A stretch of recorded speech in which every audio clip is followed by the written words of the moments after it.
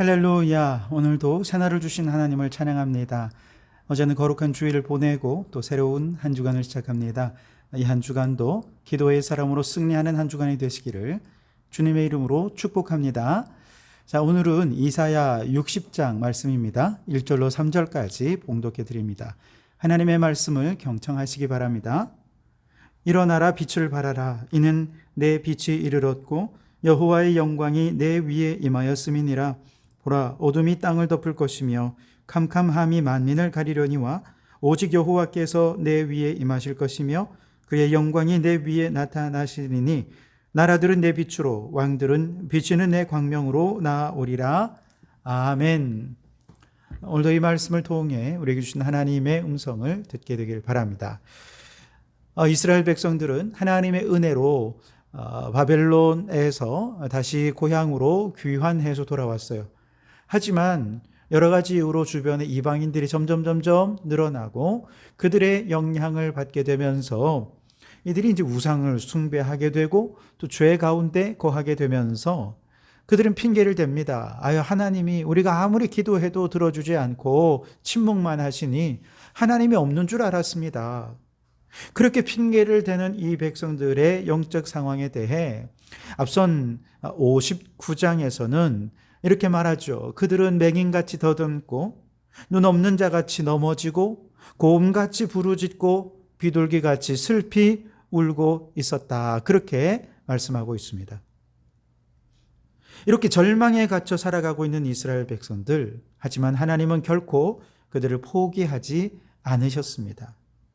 하나님이 친히 그들을 위해 중재자, 구원자가 되기로 결정하셨죠.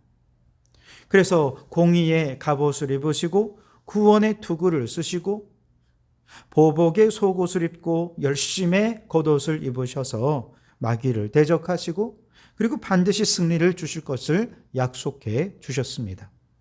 그리고 이제 오늘 60장으로 넘어오면 이렇게 하나님께서 희망의 약속, 승리의 약속을 주신 그 약속 위에서 백성들에게 명령하십니다. 일어나라, 빛을 발하라. 이는 내 빛이 이르렀고 여호와의 영광이 내 위에 임하였음이니라. 아멘. 영적인 어둠의 자리에서, 절망의 자리에서, 낙심과 좌절의 자리에서, 때로는 반복된 실패와 넘어짐의 자리에서 일어나라라고 명령하고 계신 것이죠. 일어나라는 주님의 이 명령은 바로 이때만 들려진 건 아니었습니다. 예수님께서도 일어나라 명령하셨는데요. 나인성 과부의 아들을 향해 일어나라라고 명령하시자 죽었던 아들이 차가운 죽음의 관을 박차고 일어날 수 있었습니다. 일어나라는 주님의 이 음성은 회당장 야이로의 딸에게도 들려졌죠. 그러자 그녀도 깊은 죽음의 잠에서 깨어나게 되는 놀라운 기적이 나타났습니다. 지금도 우리의 영적인 귀를 열고 일어나라 말씀하시고 명령하시는 이 주님의 음성을 듣는다면 우리 또한 저 죽음의 자리에서, 죽음과도 같은 절망의 자리에서 박차고 일어나게 될 줄 믿습니다. 요한복음 5장 25절 말씀에 진실로 진실로 너희에게 이르노니 죽은 자들이 하나님의 아들의 음성을 들을 때가 오나니 곧 이때라. 듣는 자는 살아나리라. 아멘. 우리가 다시 일어날 수 있는 힘, 오직 주님의 음성으로부터 온다는 얘기죠. 그렇기 때문에 우리가 절망의 자리에 일어나기 위해서는 그 전에 우리가 행해야 할 한 가지 일이 더 있다는 거예요. 그건 뭐냐? 하나님과 우리 사이에 놓여 있는 죄의 문제를 해결하는 것이죠. 하나님께서는 그 전적인 은혜로 그 백성들을 구원해 주시겠다고 약속하셨지만 그들은 먼저 하나님 앞에 그들의 죄를 깨닫고 회개해야 했습니다. 왜냐하면 하나님께서는 귀가 둔해서 그들의 소리를 듣지 못하신 게 아니었죠. 손이 짧아서 그들을 고통 속에서 구원하지 못하신 것도 아니었습니다. 오직 하나님과 그 백성 사이에 죄가 그들을 갈라놓았기 때문에 도무지 그들을 도와주실 수가 없었던 것이죠. 그래서 하나님께서는 이 죄의 문제를 먼저 해결하고 나서야 비로소 그들을 일으켜 주실 수 있었던 것입니다. 마찬가지요.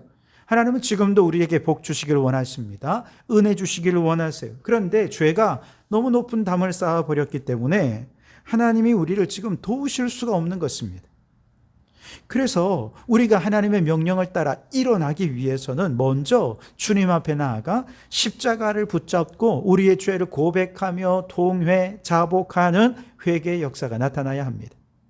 우리가 죄를 자백하면 우리 하나님은 미쁘시고 의로우셔서 우리의 죄를 사하시고 우리를 모든 불의에서 깨끗하게 해 주시는 분이시다 말씀하십니다.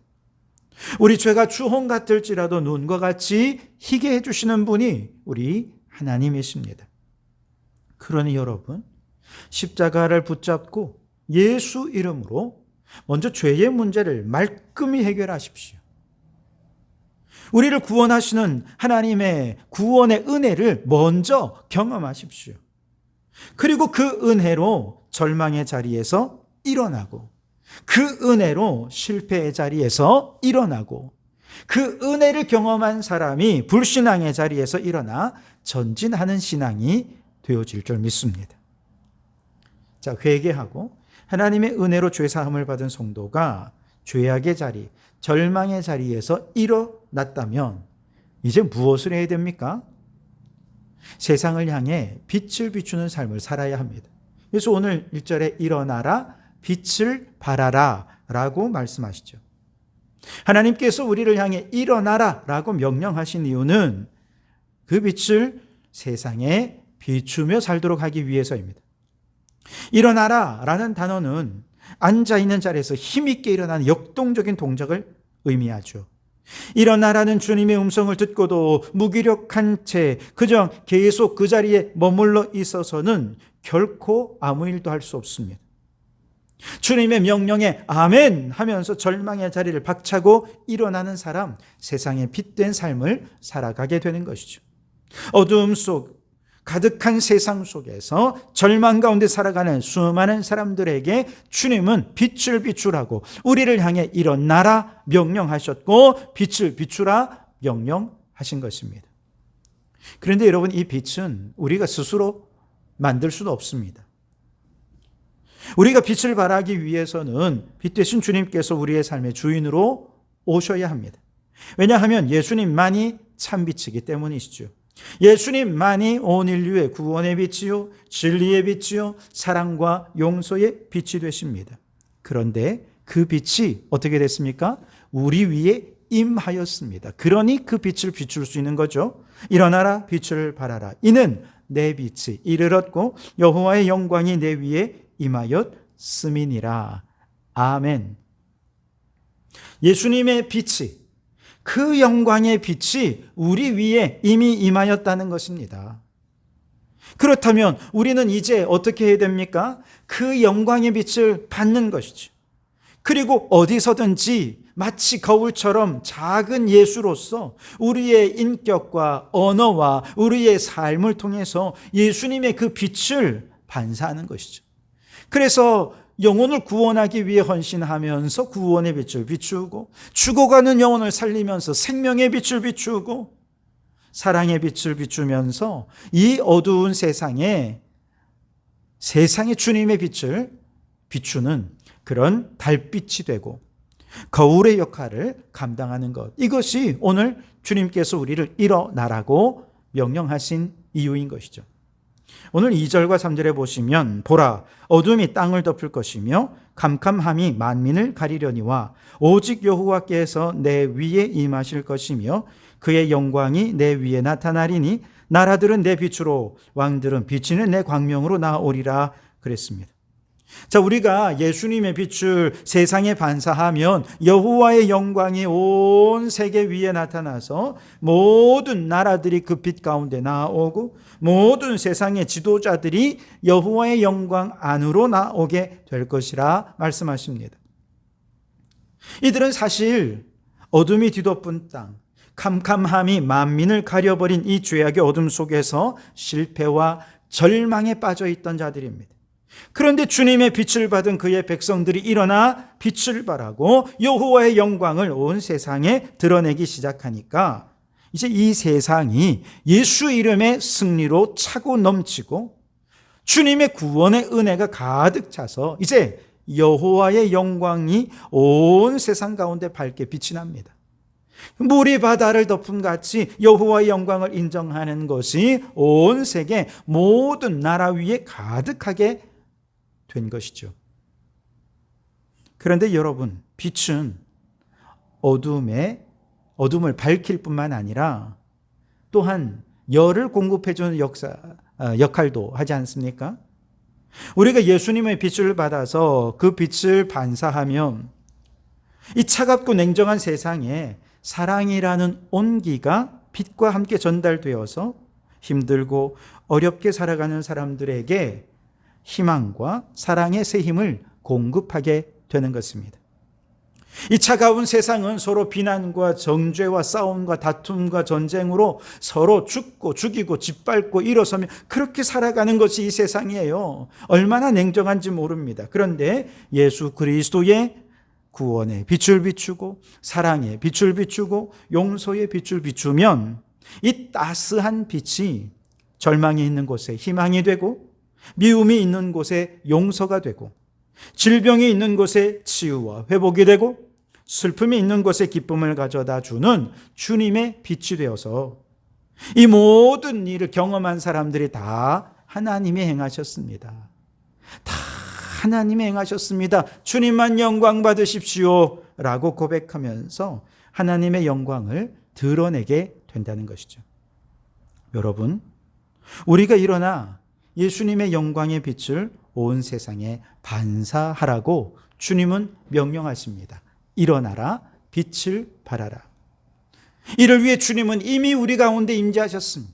빛으로 임재하셨고 여호와의 영광으로 임재하셨습니다. 우리가 그 주님의 빛을 마음속에 영접하고 주님을 받아서 이제 그 빛을 이 세상에 반사하기만 하면 실패와 절망 속에 있는 사람들이 예수 이름으로 승리를 경험하게 될 것입니다. 뿐만 아니라 그 빛의 온기로 이 차가운 세상이 따뜻하게 변화될 줄 믿습니다.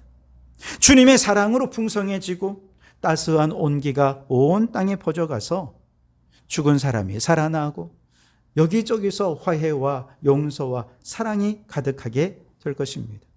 그렇게 그 사랑의 온기로 여호와의 영광을 드러내는 놀라운 일들이 나타나도록 주님을 위해 그 빛을 발하는 성도들이 되시기를 주님의 이름으로 축원합니다. 기도하겠습니다. 주님, 죄악의 어둠과 캄캄함 속에서 더듬고 넘어지고 절망 가운데 부르짖는 우리에게 우리 하나님께서 친히 우리의 구원자요 중재자가 되셔 우리에게 구원의 축복을 주시니 감사합니다. 아버지의 독생자의 영광을 지니신 하나님께서 우리 가운데 임하셨을 때 이미 빛이 이르렀고 여호와의 영광이 우리 위에 임하였습니다. 그러니 이제 우리는 주님의 빛을 받아 온 세상에 반사하는 저희들이 되게 해 주옵소서. 좌절과 실패와 절망의 어둠에 주님의 빛이 비치어 다시 일어나 희망과 소망 중에 온 땅이 주님 앞에 나오는 부흥의 역사가 일어나게 하옵소서. 차갑고 냉정한 이 세상에 주님의 온기가 비춰져서 모든 나라 모든 열방이 주님의 사랑으로 가득해지는 역사가 나타나게 해 주시옵소서. 오늘 그렇게 일어나 빛을 발하는 삶을 살아가는 저희들이 되기를 간절히 소원하오며 예수님 이름으로 기도하옵나이다. 아멘.